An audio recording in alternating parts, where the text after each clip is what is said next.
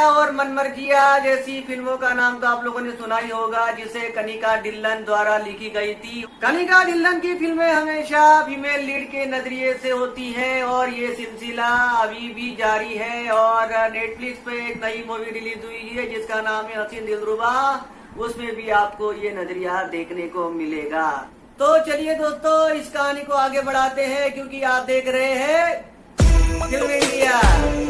इस फिल्म की कहानी में दिखाया है कि ऋषभ सक्सेना नाम का युवक जो कि ज्वालापुर में रह रहा होता है और उसके साथ में रहती है उसकी माँ और उसके पिताजी।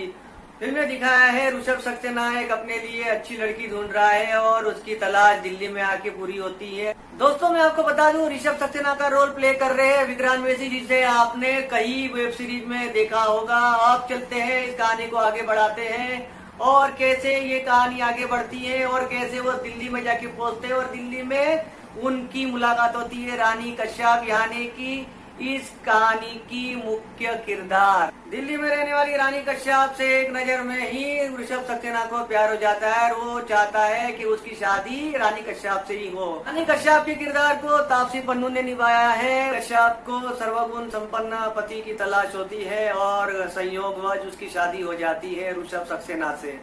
और जहाँ तक सवाल है ऋषभ सक्सेना की शादी का, तो ऋषभ सक्सेना की माँ को वो लड़की बिल्कुल पसंद नहीं आती है क्योंकि उन्हें पता चल जाता है कि ये लड़की कुछ ख्यालात की है। अब एक तरफ रानी को जैसा पति चाहिए था वैसा पति तो मिलता नहीं है और उसकी ख्वाहिश अधूरी सी रह जाती है। और कुछ दिनों बाद में ऋषभ सक्सेना का चचेरा भाई उनके साथ में रहने के लिए वहाँ जाता है, जिसका नाम है नील, और इस किरदार को निभा रहे हैं हर्षवर्धन राणे। नील स्मार्ट और हैंडसम है और रानी को जैसे पति की ख्वाहिश थी बिल्कुल वैसा ही नील है। रानी को पहली नजर में ही नील से प्यार हो जाता है और नील को भी पता चल जाता है कि रानी उसकी तरफ आकर्षित हो रही है और इसी तरह दोनों का अफेयर शुरू होता है। रानी एक दिन नील से कहती है कि वो इस शादी से खुश नहीं है और वो चाहती है कि नील उससे शादी करे। जैसे ही नील को पता चल जाता है कि रानी उसकी तरफ कुछ ज्यादा ही आकर्षित हो गई है तो वो वहाँ से भाग जाता है। नील के भाग जाने के बाद में रानी को अफसोस होता है और वो सारी बात अपने पति यानी कि ऋषभ सक्सेना को बता देती है। सबको इस बात का पता चलने पर बहुत बुरा लगता है और उसका दिल टूट जाता है और वो एक अलग कमरे में रहने लग जाता है। रानी एक दिन आत्महत्या करने की कोशिश करती है, वो अपना नस काट लेती है। कुछ दिन बाद नील रानी से मिलने के लिए उसके घर में पहुंच जाता है। इतनी देर में ऋषभ सक्सेना भी घर में पहुंच जाता है और दोनों को रंगे हाथ वहाँ पे पकड़ लेता है। उसके बाद में वो रानी को बाहर जाने के लिए कहता है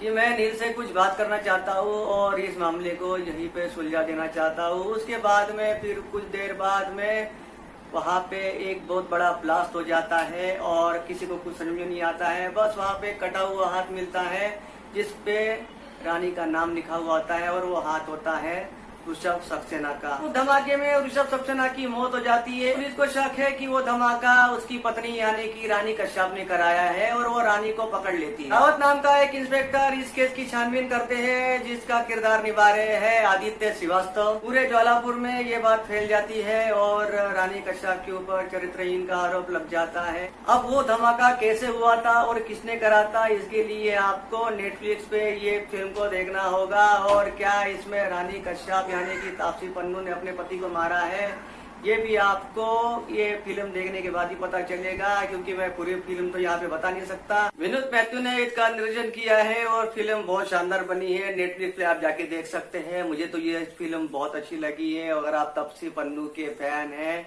रोमांटिक थ्रिलर मूवी देखना पसंद करते हैं तो इस फिल्म को देखिए। मैं उम्मीद करता हूँ कि आपको ये फिल्म पसंद आएगी। वो तो आपको देखने के बाद ही पता चलेगा कि वो धमाका किसने किया था और उसमें नील का हाथ था या फिर रानी का। उसके लिए आपको ये फिल्म देखनी होगी।